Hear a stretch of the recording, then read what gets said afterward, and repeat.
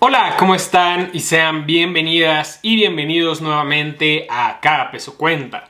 Yo soy Emilio Brownie y el día de hoy quiero hablarles sobre una guía rápida pero muy eficiente sobre cómo puedes ser exitoso si únicamente quieres tener ETFs en tu portafolio.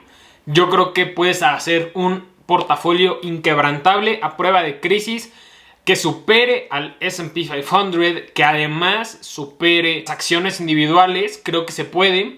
Y en este video te voy a enseñar cómo es que puedes armar un portafolio de este tipo. Si este video te va a gustar, ayúdame con un like y suscríbete si es tu primera vez por aquí o si todavía no lo has hecho.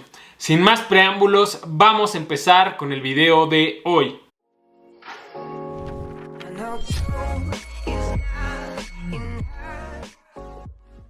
Por lo general existen varios tipos de inversionistas en bolsa de valores. Personas que tienen todo su dinero en pocas acciones. Personas que tienen todo su dinero en ETFs. Personas que tienen una mezcla de ambas con diferentes porcentajes. Yo personalmente me identifico con tener puros ETFs. Te voy a platicar algunas de las razones que yo he encontrado me resultan y justifican el por qué no caben acciones dentro de mi portafolio. Y quiero decir que este video es únicamente mi opinión.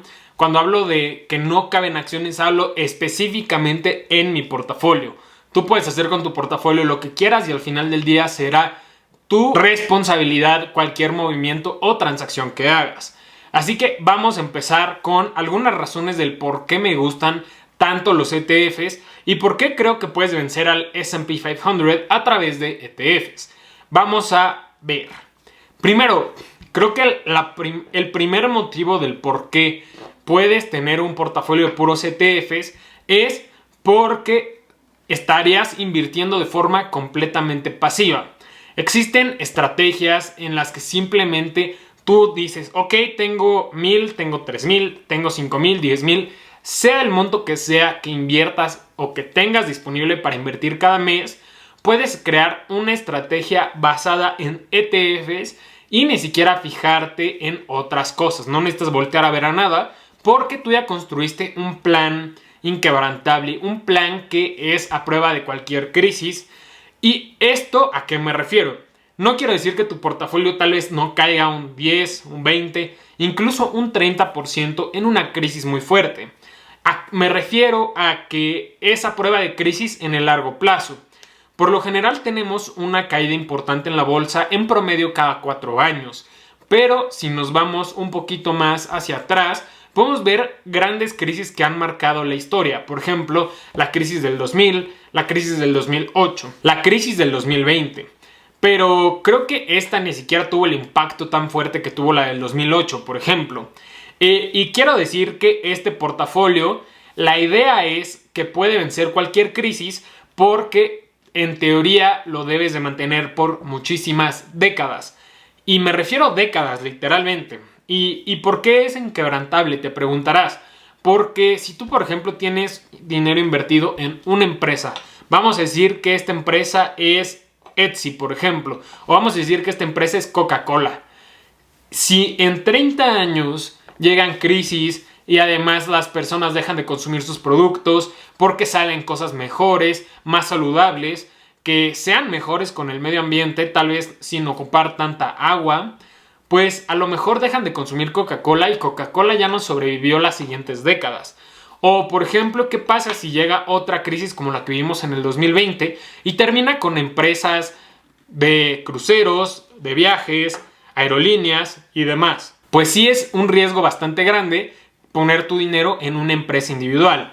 Mejor es mucho más probable invertir en ciertos ETFs donde tenemos una amplia selección de empresas y realmente estás invirtiendo en un sector completo. Entonces es sumamente difícil que quiebren todas, ¿sabes? O sea, realmente, de hecho, la idea es invertir en las que mejores son del sector. Y puedes hacer esto a través de índices como el S&P 500 o índices como el Nasdaq, por ejemplo. Y creo que ya que inviertas en las mejores, reduces drásticamente la capacidad o la posibilidad de que tu portafolio quiebre en el largo plazo. Ya con esto tienes una gran ventaja. Ya le estás ganando a las personas que invierten en empresas con posibilidad de quebrar. Ya estás teniendo ventajas también porque estás invirtiendo de forma pasiva. Y la última ventaja que yo puedo ver es que tú, al estar invirtiendo en una inversión completamente pasiva, tienes oportunidad de tener más tiempo libre. Cosa que una persona que se dedique a hacer trading o que se dedique a estar agregando empresas y vendiendo empresas de su portafolio no va a tener tanto tiempo como tú. Tiempo que puedes utilizar para estar con tu familia o que puedes utilizar para aumentar tus ingresos creando negocios adicionales. Y esto es algo bien interesante porque vamos a pensar que las personas que hacen trading superan el benchmark del S&P 500. Vamos a decir que esto pasa. Que el S&P 500 tiene un 10% promedio en el largo plazo y ellos obtienen un 20%. Al final del día, ¿quién crees que va a tener más dinero? ¿Una persona que puede invertir 50,000 pesos al mes o una persona que puede invertir 5,000 pesos al mes y hacer mejores rendimientos? Aquí es donde gana en el juego el tener más dinero que aportar, más allá de buscar mayores rendimientos. ¿Por qué? Porque si tú haces un 100% en una inversión de 5,000 pesos, pues tienes 10,000 pesos. Si tú haces un 10% en una inversión de 2 millones de pesos, ya tienes 200,000 pesos. Entonces, así te das cuenta cómo un rendimiento menor, pero en un monto mucho más grande, siempre va a vencer a el mejor rendimiento. Pero bueno, vamos a empezar ahora sí con la guía, que ya nos alargamos un poquito. Tener ETFs implica revisar administradores. Aquí no tienes que revisar al equipo directivo de cada empresa, pero sí tienes que checar que sea un administrador respetado como Vanguard, como BlackRock, como iShares, por ejemplo. Ya si te encuentras con alguno que no sea uno de estos, pues sí te recomiendo que hagas una investigación adicional. Otra cosa que tienes que revisar cuando creas un portafolio en base de puros ETFs es el costo administrativo. Algo que se te va a descontar una vez al año por hacer los movimientos dentro del portafolio. Por agregar, por vender acciones, por vender empresas. Todo esto obviamente requiere un costo para los administradores. Pero por lo general los ETFs tienen un costo administrativo bastante bajo, lo que para nosotros como inversionistas significa mayores rendimientos. Y acabo de recordar una última cosa que no quiero que se me pase, que es otra razón para invertir en ETFs. Que si tú inviertes en acciones y las vendes en 3 o 4 años, estás haciendo movimientos constantemente, movimientos que implican más pagos de impuestos de forma más frecuente, pagos de comisiones al broker por el comprar y el vender. Y no solamente estás pagando comisiones por comprar y por vender esta acción que acabas de deshacerte, sino que al momento de adquirir tu siguiente acción, pues también te van a cobrar una comisión por hacer la compra y en un futuro por hacer la venta.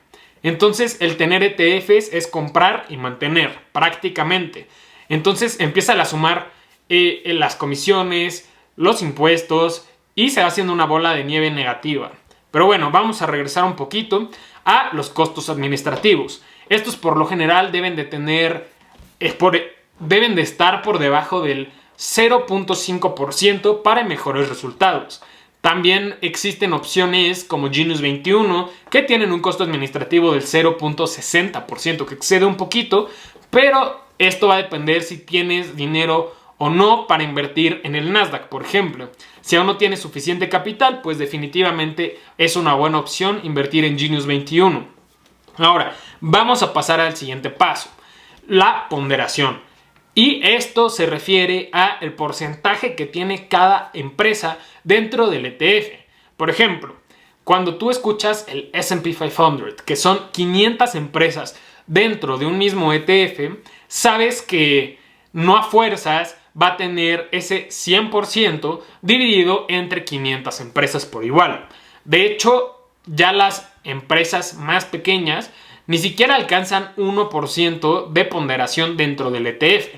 Empresas grandes como Amazon o como Apple o como Microsoft, pues sí tienen entre un 5-7% más o menos. Y conforme van disminuyendo, pues son empresas más pequeñas. Entonces, esto es importante Porque si tú tienes un ETF, por ejemplo, de comercio digital, en donde tienes Alibaba, pero también tienes un ETF chino, donde también tienes Alibaba, y tienes un ETF como Genius 21, donde también tienes Alibaba, pues tienes que considerar que estás expuesto a Alibaba en varios diferentes ETFs. Entonces, si la empresa baja drásticamente, pues tus 3 ETFs se verán afectados de una o diferente forma, según la ponderación. Pero por esto es tan importante averiguar cuáles son las empresas con mayor carga dentro de cada uno de estos ETFs. Después, cuando tú construyes un portafolio en base a puros ETFs, es importantísimo que no solamente tengas el S&P 500. Esto, por más diversificado que esté, cuando el S&P 500 caiga, pues realmente todo tu portafolio se va a caer. Y yo sé que está súper diversificado en muchas empresas, pero ¿por qué quedarse ahí? ¿Por qué conformarse con únicamente los rendimientos y los riesgos del S&P 500? Puedes obtener mayores rendimientos que el S&P 500 invirtiendo en diferentes sectores. Y vamos a averiguar en qué sectores puedes invertir con diferentes ETFs. Yo creo que es importante que tú construyas un portafolio que por lo menos tenga 6 sectores. Y digo por lo menos porque es con lo que yo me siento seguro. Si tú te sientes seguro con 4, con 10, con 5, eso va a depender de cada persona. Yo en lo personal me siento cómodo con 6 diferentes sectores dentro del portafolio. Por ejemplo, en mi caso, a mí me gusta estar expuesto al sector de autos eléctricos, me gusta estar expuesto al sector inmobiliario, me gusta estar expuesto al sector tecnológico, me gusta estar expuesto al sector financiero, me gusta estar expuesto al sector de comercio digital, al sector China, me gusta estar expuesto al sector XY, o sea, entienden lo que digo, o sea, tú puedes explorar diferentes sectores, puede ser el turismo, puede ser alimentos, consumo, salud. Existen muchísimas opciones, energías limpias, energías renovables, semiconductores.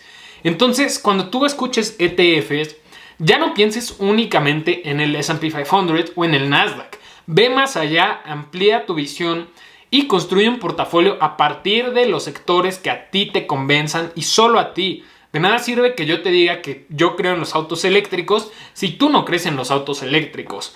Entonces, esto es lo más importante, diversificar en diferentes sectores.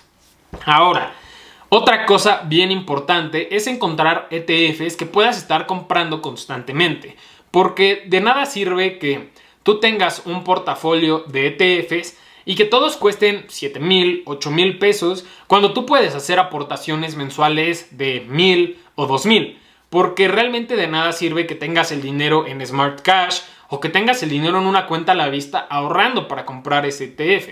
Mejor busca opciones baratas como IVV Peso en el caso del S&P 500 o Genius 21 por el lado tecnológico.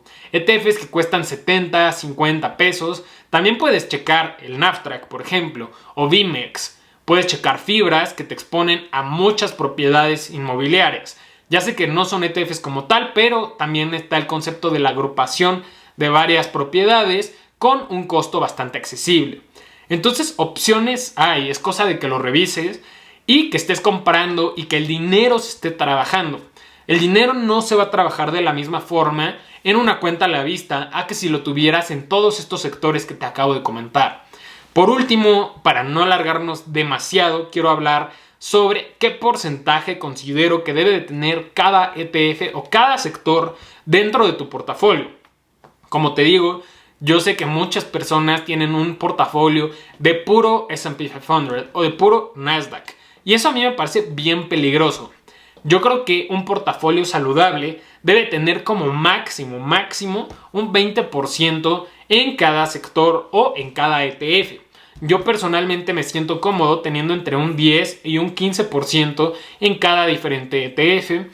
Y así cuando hago un depósito, por ejemplo, de 1,000 pesos o de 10,000 pesos o de 5,000 pesos, sé que tengo que dividir ese monto entre 10 o entre 7 o entre 8 y así es como ya voy invirtiendo de forma simultánea en todos estos sectores sin necesitar muchísimo dinero.